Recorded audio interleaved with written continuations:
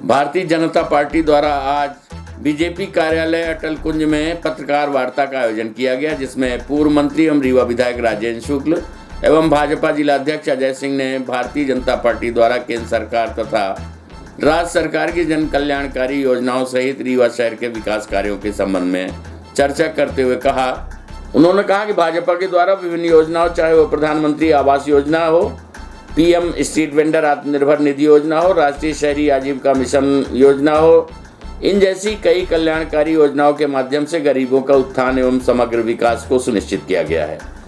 वहीं कांग्रेस पार्टी पर आरोप लगाते हुए कहा कि 15 महीने तक रही कांग्रेस सरकार ने केवल विकास के कार्यों को रोकने का काम किया था।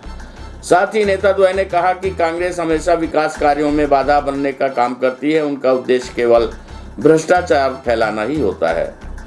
आइए सुनते हैं पत्रकार वार्ता के अंश। इसलिए मैं हमेशा कहता हूं कि अच्छी सरकार वो है जो आने वाले समय की आवश्यकताओं को महसूस करके उसके बारे में इंतजाम आज ही से करना शुरू करे, जिससे कि जब वो समस्या बढ़े तो उसका समाधान हम प्रस्तुत कर सकें। और ये काम कांग्रेस की सरकारों ने नहीं किया। हमने तो मास्टर प्लान के क्रियान्वयन का अभी एक जो नमूना प्रस्तुत किया, नीम चौराहे से करैया मंडी को जोड़ा और करैया पुल से लेके और गुप्ता पेट्रोल पंप, ये भी मास्टर प्लान के रोड है। आगे भी काम चल रहे हैं। ये नगर निगम के चुनाव बड़े महत्वपूर्ण हैं, क्योंकि बचे हुए कामों को पूरा करना है। बचे हुए काम वही करेंगे जिन्होंने बहुत सारा काम करके दिखा दिया है। वो लोग बचे हुए काम नहीं कर पाएंगे जिन्होंने पहले रीवा के जीवनदायिनी योजनाओं को और महत्वपूर्ण कामों को नहीं किया। इनकी सरकार थी, रीवा छोटा शहर था, उस समय भी आधे रीवा में खारा पानी पीना पड़ता था। इनके पास क्या जवाब है? 1 करोड़ 80 लाख लीटर पानी फिल्टर होता था, आज 5 करोड़ 40 लाख लीटर पानी फिल्टर हो रहा है। नए फिल्टर प्लांट हमने बनाए हैं। पुराने फिल्टर प्लांट को का मरम्मतीकरण के उसको आधुनिक बनाया। विश्वविद्यालय के पास फिल्टर प्लांट बना, कुठुलिया में फिल्टर प्लांट बना, टंकियाँ बनी, तब जाके 5 करोड़ 40 लाख लीटर पानी को हम डिस्ट्रीब्यूट करके और किसी को खारा पानी ना पीना पड़े, इसकी व्यवस्थाएं की। इसमें 100 करोड़ रुपए लगे। अलग अलग समय में मुख्यमंत्री जी आते थे, ध्यान होगा, आम सभाओं में हम घोषणा करा के उस पैसे को मंजूर कराते थे, उसके टेंडर होते थे, उसके काम होते थे। केवल कई जगह करना पड़ेगा। किसी खंभे में आपने देखा होगा तारों का जाल जैसा दिखता है, वो सब अंडरग्राउंड करना। इसके लिए 200 करोड़ रुपये रीवा शहर के लिए और हम लोग लाने का काम करेंगे। तो ये बड़ी अच्छा साइन दिख रहा है कि हमने सुपर स्पेशलिटी अस्पताल तो बनाया है, जिसमें 1000 से ज़्यादा गरीबों की एंजियोप्लास्टी अभी तक हो चुकी है। उनका 1 रुपया नहीं लगा। आयुष्मान कार्ड योजना से उनका इलाज हो रहा है।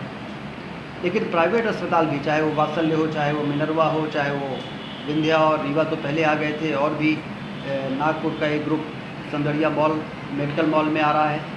इसी प्रकार से प्राइवेट अस्पताल भी रीवा में खुल रहे हैं। क्या मिलना है? लेकिन विकास विरोधी सोच के चलते अच्छा होता हुआ काम इनको अच्छा नहीं लगता, ऐसे उसको रोको। इको टूरिज्म पार्क बन रहा है यहाँ पर 15 एकड़ में, 10 एकड़ का टापू है, 5 एकड़ का है। ये टूरिज्म को बढ़ाएगा। रिवर फ्रंट हम बना ही रहे हैं, विक्रमपुर से लेकर राजघाट तक, और उसके ऊपर इस टापू को विकसित हम निजी पूंजी निवेश से कर रहे हैं। इसमें कोई सरकार का 1 रुपया नहीं लग रहा। लेकिन गैर जानकारी के कारण जब पिछली बाढ़ में वो सस्पेंशन ब्रिज टूट गया था, तो लोगों ने कहा सरकार का पैसा बर्बाद कर दिया। अब उनको कौन बताए कि इसमें सरकार का 1 रुपया नहीं लगा है। इसमें उस निजी पूंजी निवेश करने वाली कंपनी का पैसा लगा है। यदि उन्होंने इंश्योरेंस कराया होगा तो पैसा मिल जाएगा, इंश्योरेंस नहीं कराया होगा तो पैसा नहीं मिलेगा। ये उनका नुकसान है, सरकार का नुकसान नहीं। उस योजना को बंद कर दिया। सरकार का पैसे से कोई चीज़ बन रही है, उसको आप बंद करो कि हमारे पास पैसा नहीं, समझ में आता है। लेकिन निजी पूंजी निवेश का तो वातावरण आजकल आप देखिए, प्रधानमंत्री जी इन्वेस्टर समिट कर रहे हैं, हमारे योगी जी इन्वेस्टर समिट कर रहे हैं, शिवराज सिंह जी इन्वेस्टर समिट कर रहे हैं। आओ हमारे यहाँ निवेश करो, चाहे मॉल बनाओ, चाहे हॉस्पिटल बनाओ, चाहे स्कूल बनाओ, चाहे पर्यटन के इको टूरिज्म पार्क बनाओ, चाहे इंडस्ट्री लगाओ। निवेश करोगे, लोगों को काम मिलेगा, मजदूरों को काम मिलेगा, गिट्टी बालू बिकेगी, उसमें लोगों को काम मिलेगा। उस काम को बंद करने का अपराध किया है इन लोगों ने। तो 15 महीने में इनकी सोच उभर के सामने आ गई। चलते हुए विकास को रोकना, एक ऐसे अधिकारी को नगर निगम में लाए जिसने स्कीम नंबर 6 में जाके लोगों का जीना हराम कर दिया, नींद हराम कर दी। उसमें बात को बवंडर बना के इतना घोटाला उतना घोटाला, अब देखिए आप सामने आ गया। कलेक्टर की रिपोर्ट में, नगरीय प्रशासन की रिपोर्ट में ये सामने आ चुका है कि वो जो भूमि है उस भूमि का सुधार न्यास और नगर निगम ने पैसा नहीं दिया, इसलिए उस जमीन पर हमारा अधिकार नहीं है, इसको डिनोटिफाई करना उचित होगा। और प्रधानमंत्री जी ने भरे मंच से उसको घोषित कर दिया। ये सब ज़मीन जिसको हमने नोटिफाई किया लेकिन हम पैसा नहीं दे पाए, हमारा कोई अधिकार नहीं बनता है, हम उनका ज़मीन वापस करेंगे डिनोटिफाई करके। 500 घर के लोग हैं वो। लेकिन इसके बावजूद जो है तो हमारे रीवा नगर निगम को स्वच्छता प्रमाण पत्र नहीं मिल पा रहा है, उसका कारण क्या है? हम इंदौर की तरह पहले पायदान पर नहीं जाता है। स्वच्छता के लिए अब वो बहुत दिन दूर नहीं है जब स्वच्छता के मामले में हम इंदौर को पीछे करेंगे। 4 बार से जब से हम जीत रहे हैं हमें 52%, 51%,